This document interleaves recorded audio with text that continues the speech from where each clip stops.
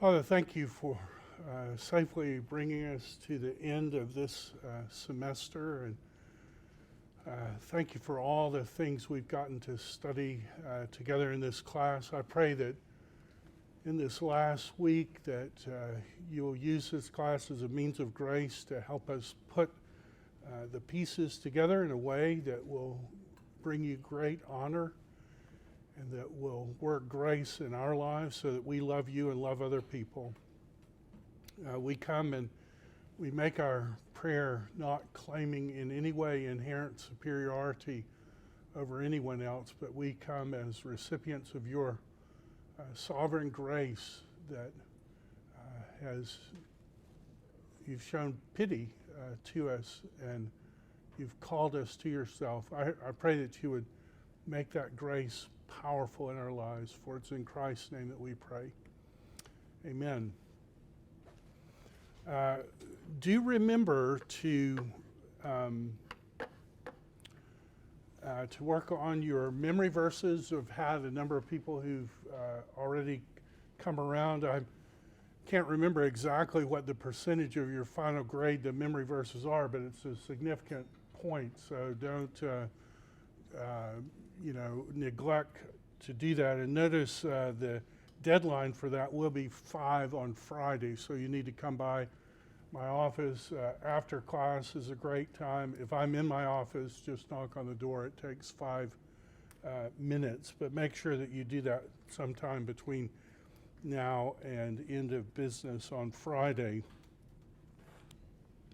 What we want to do as we close our class out this week is we want to look at the big picture of the Bible and how any of that will help us in terms of a strategy for understanding the Old Testament. And I might just ask the question, if someone not in this class asked you, what have you learned in that class this semester, what would you say? And remember, I'm bribing you with points, extra credit points if you speak in class. What have we learned? Yes, Kristen, is that right? I'd say it's taught me how to connect the Bible more and actually understand the whole meta-narrative instead of just reading story by story. Yeah, if we've done anything, we've kind of looked at the meta-narrative sweep and how do the individual stories. That's good, very good. Lee. How to that you need that it's can be really important to like look at what words mean within the context of the language. Yeah, sometimes in stories we need a little help from experts. The Bible, after all, is written in 3 different foreign languages, and they're old languages, and so every now and then you'll need some help. But if the Bible is meant for ordinary people, once you get the help, it should be easier to connect the things together. Just as an aside there, when we talked about the Abraham story, did I make the point that when God tells Abraham to sacrifice his son, did I make the point that God uses the word please? Did I make that point in class? I think I just have discovered that, but like when God gives the command, it isn't do this, it's please do this. And usually in Hebrew that word please is when it's an inferior addressing a superior, and that please is left out of modern English versions, but ancient Jews come to the text and are as baffled as we are. Why would God say please when he asked Abraham to do something? So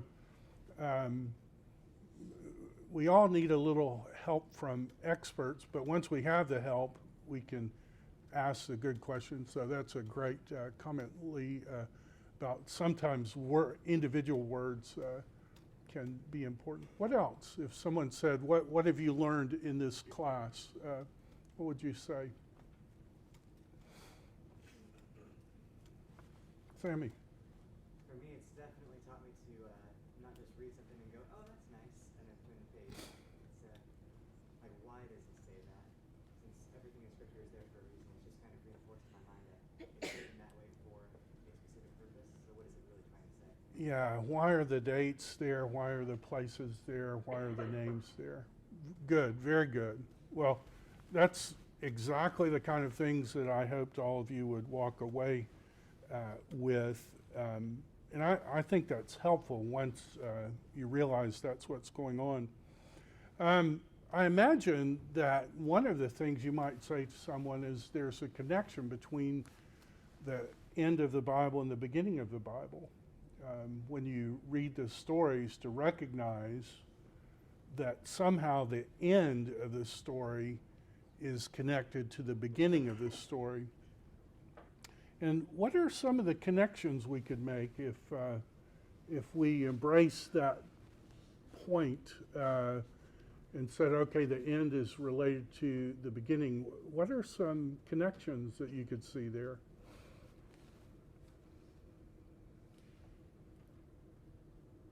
I think it's important to note that if the beginning of a book that was written thousands of years before its end, there might be some supernatural correlation.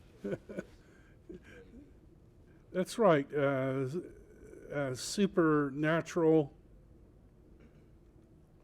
If the end is connected to the beginning and vice versa, doesn't that bring to mind the question, well, is there a God who's doing this in communication? Very good. What else? Connections. Beginning of the Bible and end of the Bible. If someone said to you, why do you think the end of the Bible is connected to the beginning of the Bible? What would you say? Mackie? Start with the Garden of Eden and reintroducing the Garden of Eden. Yeah, you start with the Garden of Eden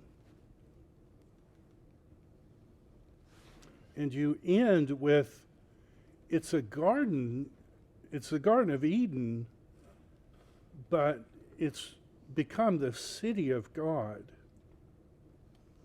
So you've got a connection between the command in the beginning to develop the garden. By the end, that's happened. What else, if you were connecting the end and the beginning, what other connections would you see? Start with no sin, and then no sin. Yeah, you start with no sin, and you end with no sin. And the difference is that at the end, what has changed is the people there love God so much that they can't sin. Their love constrains them to follow exactly what God says. So there's connection. If you start just thinking about things, you've got a connection with Adam, and you've got a new Adam. So there are many ways when we read through the story that we're going to be greatly helped once we understand that reading the Bible, always think about the beginning, always think about the end of the Bible.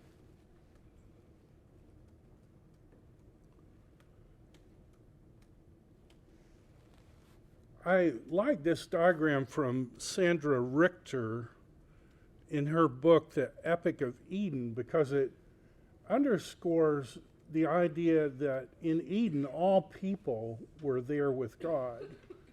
And God likes that. But in this story, you have one person, and then a family, and then a nation, and then God's message to the nations. And so there's a connection as we read through the story with the promise, and God's intent was for people to be able to live with him in the garden of pleasure. And at the end, that garden of pleasure has become the city of God. And in the Old Testament, you kind of have a tracing of this progress over time to the eschatological fulfillment of God's promises to Abraham.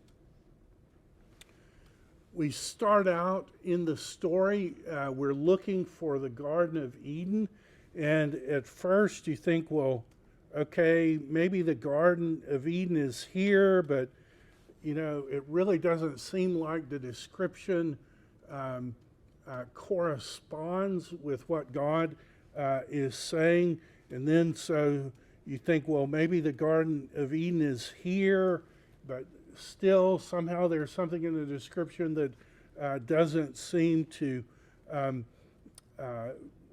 mesh with that. You need a connecting river somehow, and you don't have a connecting river. And you want a place where one river becomes four rivers, and somehow the Garden of Eden is there, and somehow it's connected with gold, bdellium, onyx, and cherubs are there, and it's like, okay, where is this place Eden? And so, you know, you go to the ESV Study Bible, and you see, okay, well, you know, where is this place? But where does that connect with the meta-narrative? And then maybe you go to even a fuller resource. This is the NIV Study Bible, or the ESV Study Bible Atlas, and they begin to suggest that maybe Canaan or even Jerusalem is connected with Eden. And you start thinking about that and think, oh, well, there is gold, bdellium, and onyx there. Oh, there is cherub. Oh, there is the immediate presence of God. And so you've gone on a journey where you've tried to find Eden at different places, but it's like, how does this story fit together? And then you realize, oh my goodness, Abraham is following that same journey. I think this is from Jason DeRoche's what the Old Testament writers really cared about. And you realize everybody's looking for the Garden of Eden, but how do you find it? How do you get there? How do you get back to that garden of pleasure with God? And you realize that maybe there's some connection between the outer world and the inner world, and then the Holy of Holies, that somehow the story is trying to get us not just back to Eden, but the place where we can interact with a holy God. And you know, you start thinking, well, that Holy of Holies is a cube, you know, a small cube, but it's a cube. And why do I need to know that it's a cube, 15 feet by 15 feet by 15 feet? And then you realize, oh, the Holy of Holies is a cube. The Holy of Holies in the immediate presence of God, somehow trying to get to the place where you're back in fellowship with God. Whatever the Old Testament is about, that's the story, getting people back to that garden of pleasure. And you start seeing, and all these pictures are from Logos Bible software, different resources there, and you realize, oh, people are excluded from God's presence, and they're excluded by cherubs. And you think, oh, we're excluded by cherubs from the Garden of Eden. And so even the artistry of the temple begins to point us to the fact that the whole thing is trying to get us back to the place where we can have fellowship with God. We, as Gentile men and women, for the most part, we're excluded. We can't even go in the outer court because the cherubs are keeping us away. And even if we were Jews, we could only Jewish men only go slightly past this barrier, and if we were Jewish men, we were still excluded from the holy place unless you're a priest. And even if we were priests, we were excluded from the Holy of Holies because only the high priest can go in. And so all this narrative is about how we get back to the place where we can fellowship with God. I think this is the model of the tabernacle that's in the Judean desert. And if we were on the inside, if we were Jewish men on the inside, this is as close as we could go. We're still excluded, and we're excluded because we're sinners. We want to go in, but we can't because our sin separates us from God. And no matter how far the story goes, and no matter how grand the temples become, we're still excluded on the outside. And this picture is of the temple in Jesus' day, and Jesus would go up these stairs and into the temple, and then eventually over to the area where Jewish men could go. But if you remember in the story, they're sick people who are here waiting, and they can't go in because they're excluded from God's presence. And so the meta-narrative all through this story is, how do you get back to the Holy of Holies? How do you get back to that place? And we've got our gold, our bdellium, our onyx there, our cherubs, but we're excluded because of our sin. That's whatever the stories are about. That's one of the meta-narrative themes. How can we get to the place where we can live with a holy God in the garden of pleasure forever? We've seen that over time there's a growing in the temple, and so the tabernacle was just a tiny little thing, and then Solomon's temple is bigger, and then Herod's temple is bigger. So why is it growing over time? Why is it getting bigger and bigger and bigger? And then finally, what we looked at today, we have Ezekiel's temple, which oddly enough, none of the measurements are given this way. It's only length and breadth, but there are no height measurements given. And I don't know if that's an accident or on purpose. We're given the layout of this temple, and if you follow it, Ezekiel does things like this, and he measures all kinds of different places in the temple, and you say, why is that important for me to know? Why did God think that the vision of this temple was so important for his people? And you start looking at the scale and you realize this temple has never been built. It's much, much, much bigger than could even begin to be accommodated today in Israel. We've got a theme in the story of sin driving people out of the Eden of God's presence. And in the story, we've got a cherub with a flaming sword, just like cherubs were in the tabernacle keeping people out. You've got a cherub with a flaming sword driving Adam and Eve penniless from the garden of pleasure. They had the deed of the city of God, and they gambled it away by introducing a foreign king, giving the ownership of Eden to God's enemy. And when they're exiled, God closed them, but they go from the garden of pleasure to the misery of the world. And we see that in the story.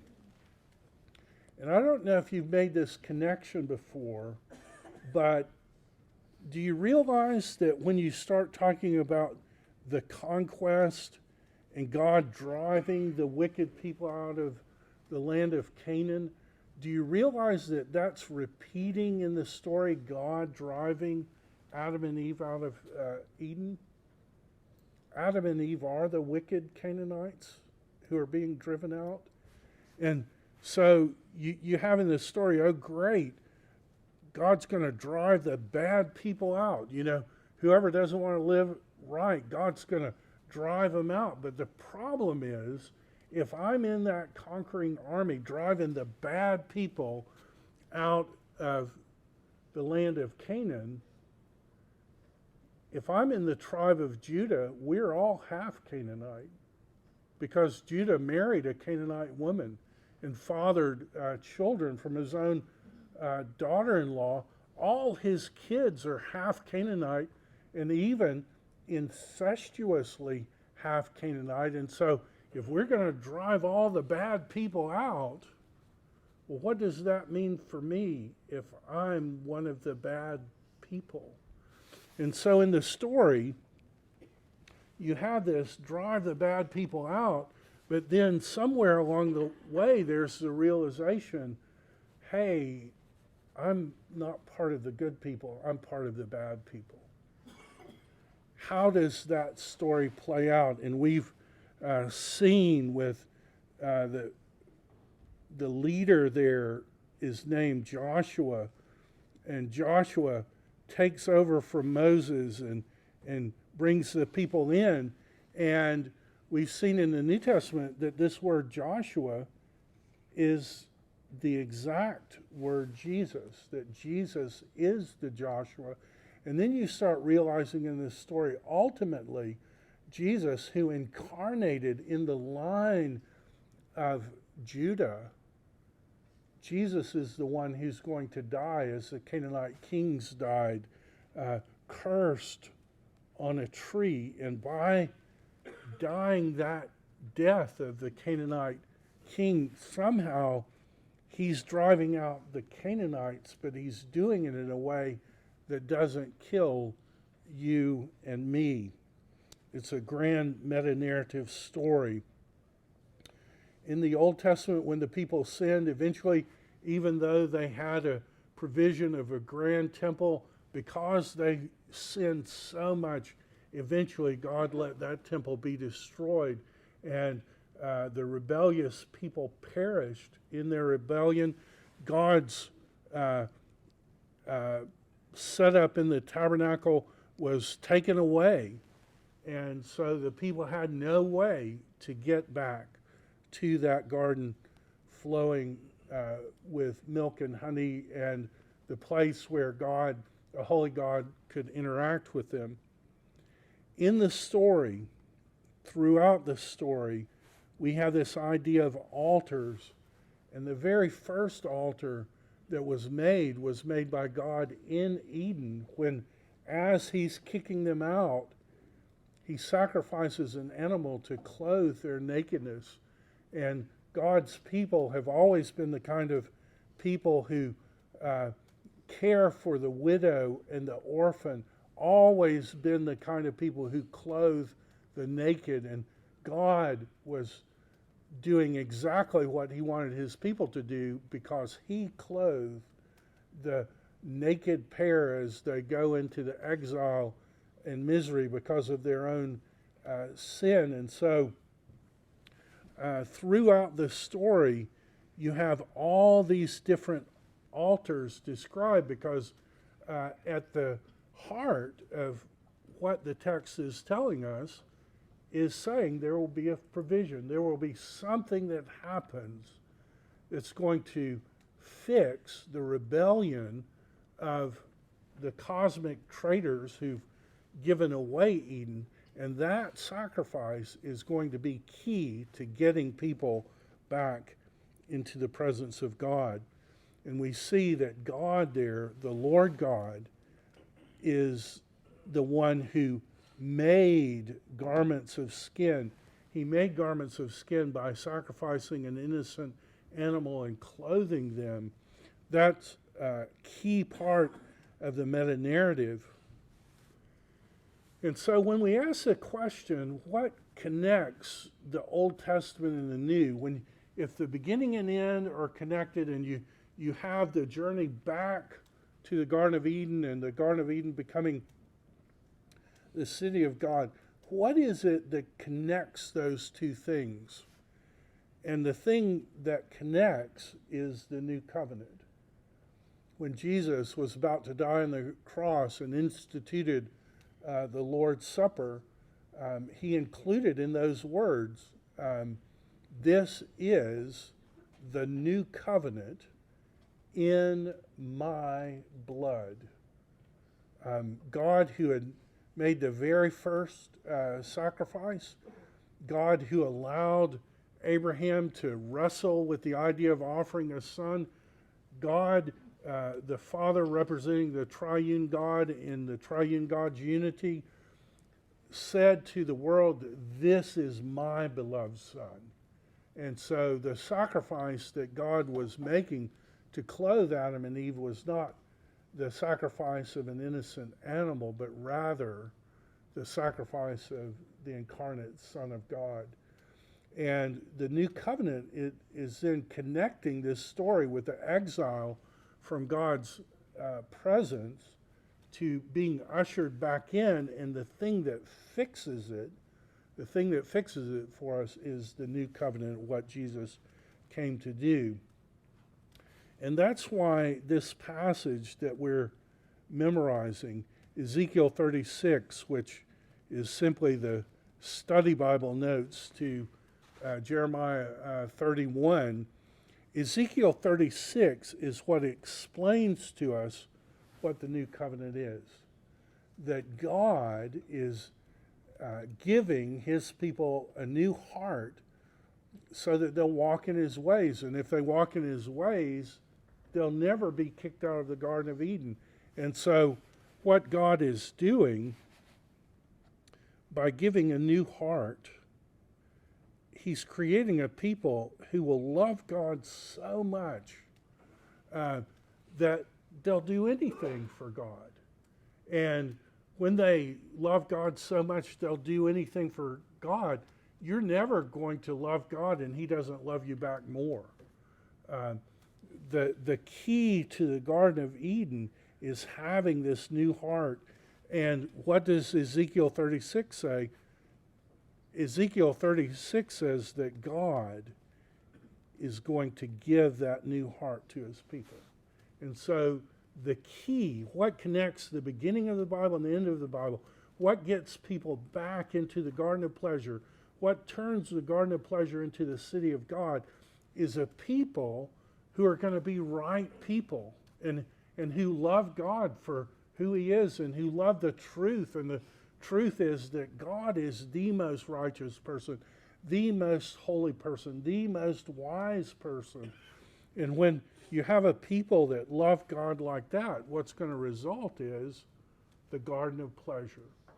And the temple growing is God's intent that eventually that Garden of Eden, the boundary of the Garden of Eden, is not going to be in the Middle East and Palestine, but the boundary of the Garden of Eden will be coterminous with the entire universe. That there is not 1 inch of ground that will be outside of that Garden of Pleasure. So, when we come to the story and we look at Genesis, this is how the story works. You have the beginning of Genesis, which is the Garden of Eden. Anybody know how the end of Genesis happens? Like the very last sentence in Genesis. Anybody ever read that? At the very end of Genesis, what you have is a box. In fact, I think that's the last word that appears, and that box holds the bones of Joseph.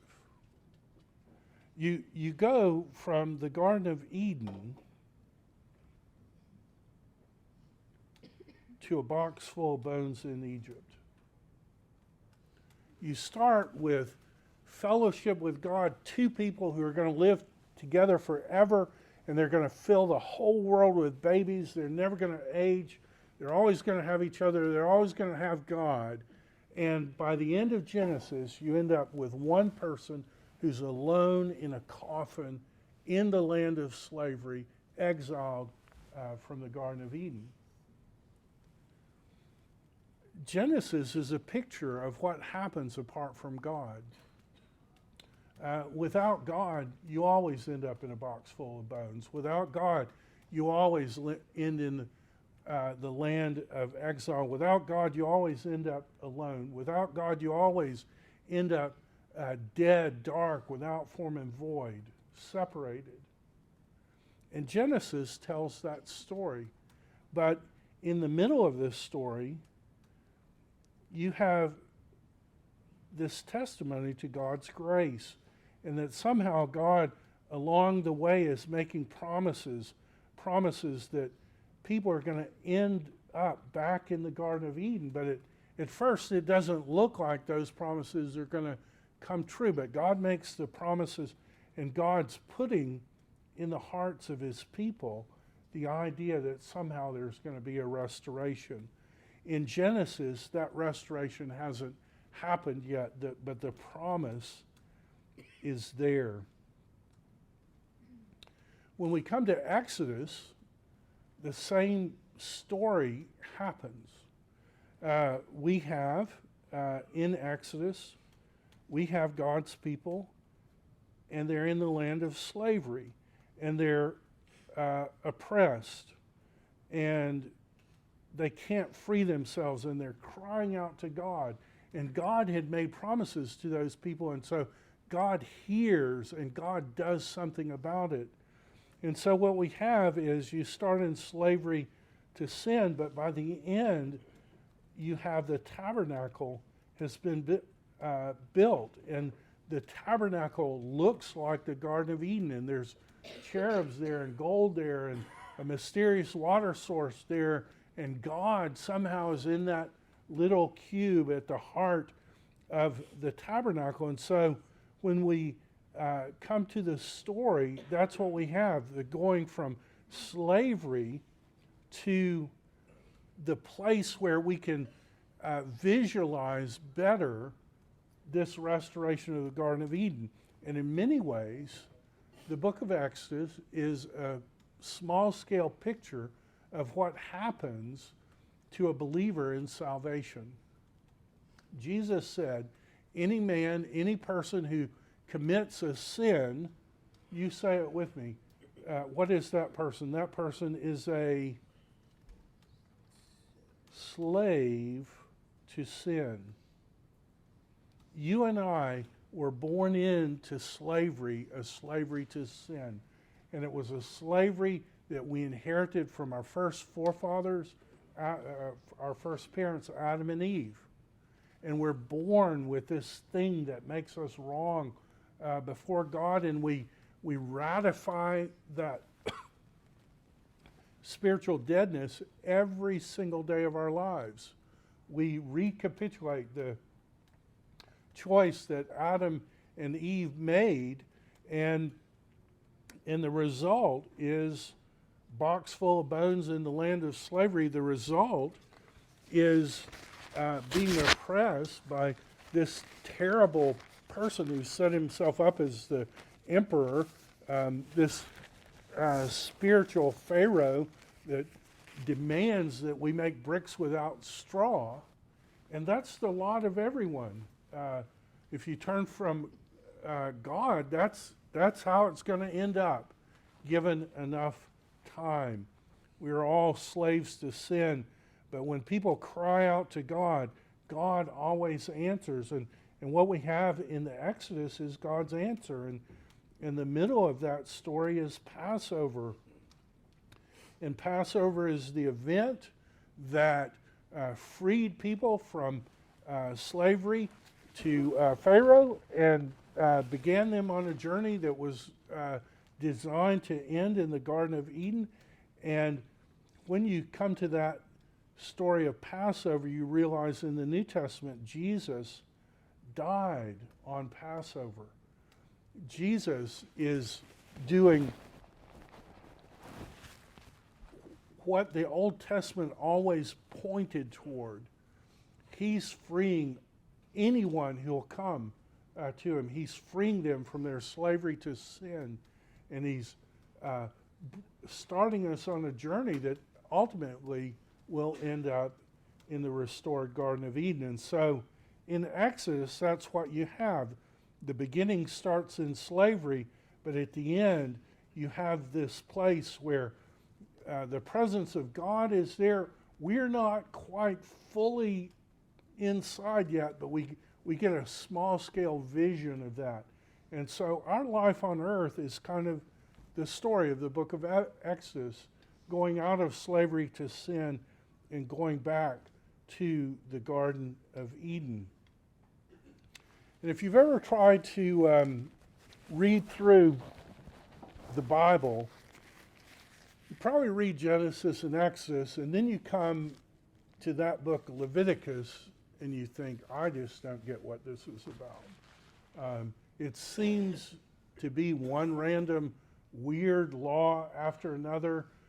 It seems to be all about purity somehow, and just weird laws connected with that. And you come to that book and you say, what is that book about? Well, let me ask a question. The name of that book is Leviticus, right? Levi's stuff, that's what it means, priestly stuff.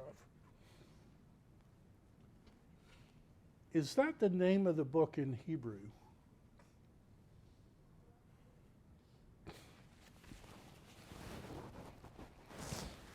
Did you know it's not the name of the book in Hebrew? Would that surprise you that the Hebrew book was called something else? And you might say, well, where did we get the word Leviticus from? Well, I don't know. You tell me. This is the Greek translation, Luvitikon,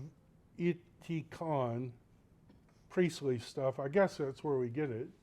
It's the Greek translation. Well, is this what's inspired, or is this what's inspired?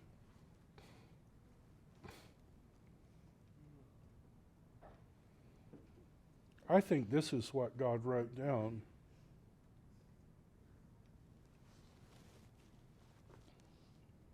I wonder what that word means.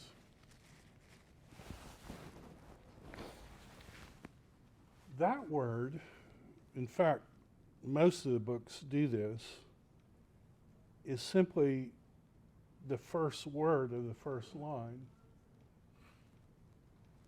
And it says, and he called to Moses. So let me ask you, what is Leviticus about?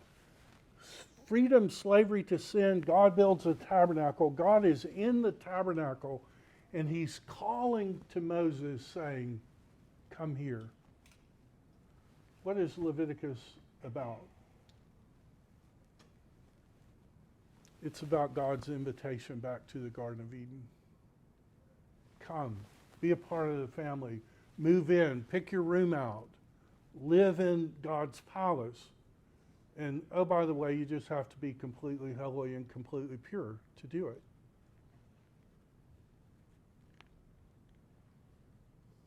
Is that good news for you? God says, come in, move in. Just be perfectly holy and,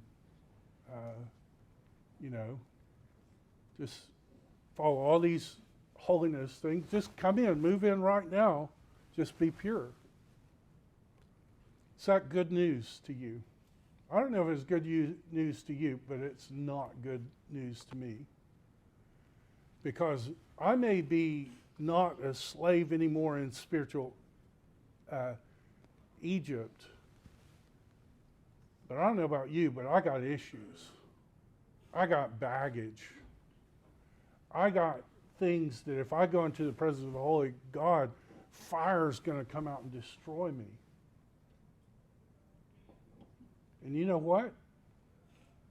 You probably have those same exact issues.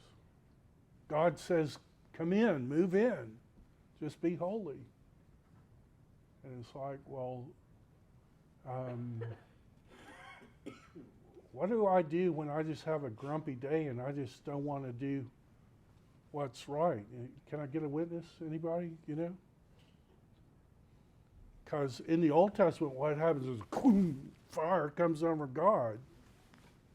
God says, come in, live with me, enjoy the garden of pleasure. And the problem is, I got baggage. I'm not holy. And the story of Leviticus is the way God helps us realize that we're not ready to move in to Eden yet. I hope in your life that you get to have at least one really good friend. You know, they say in life that if you have 5 really good friends, you're kind of the exception. Most people don't have 5 truly, really close friends. I hope that you have close friends like that. There are sometimes in your life and in my life where you need somebody who's close enough to you where they can tell you a hard truth.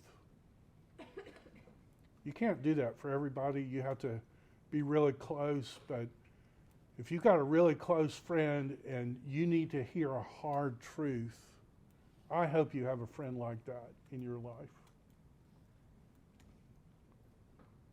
God's a friend like that. Leviticus is his way of helping us see that the problem is with us. We can look for a new Adam forever, but if that new Adam is simply the natural offspring of Adam and Eve, that new Adam's never going to get us back into the Garden of Eden. We need a better new Adam. And the story of the Bible, the ultimate story of the Bible, is that new Adam who gets us back, who fixes us, in fact, was God himself. That God became a human being. He didn't cease being God. The second person of the Trinity didn't stop being omniscient, omnipresent. He didn't stop anything. He emptied himself by adding humanity. And then the God-man came and did everything that Adam should have done. And in fact, he fought the devil and he got the deed to the Garden of Eden back. And he's coming up with a way to fix us, where when God says, come live in my presence, the God-man came up with a way to make us where we'll be the kind of people who can live with a holy God forever. And the new covenant is the key. This promise that God gives of what he's going to do, what the God-man will do, that's the key understanding how we can get to that place. And when we're there and we have all this picture of going up to the temple, all of it's just a type and shadow of us going up to heavenly Eden with God. And when God's people in the Old Testament were sinful and they lost even the tabernacle, God's come up with a way to give it back to us. And as beautiful as the earthly temples were, those earthly temples are nothing like the heavenly temple And so we see in this story that all of these stories ultimately are connected to that one final story. And in fact, love this drawing, all the cross references in the Bible. You can type this in on Google and get this picture. This is where all the stories are connected. And you can see that the grand main arch is just that way, right? You have little Adam stories, bigger Adam stories, still bigger, but ultimately, this is what they're all about. And that's why when it starts describing this cubic temple that's so huge in Ezekiel, what that's about is ultimately the building of the city of God, where the whole city is God's dwelling place with his people. Well, that's what I have for you today. Don't forget to sign in if you need to say your verses. Remember, it's only till Friday at 5, so you need to do it before Friday at 5.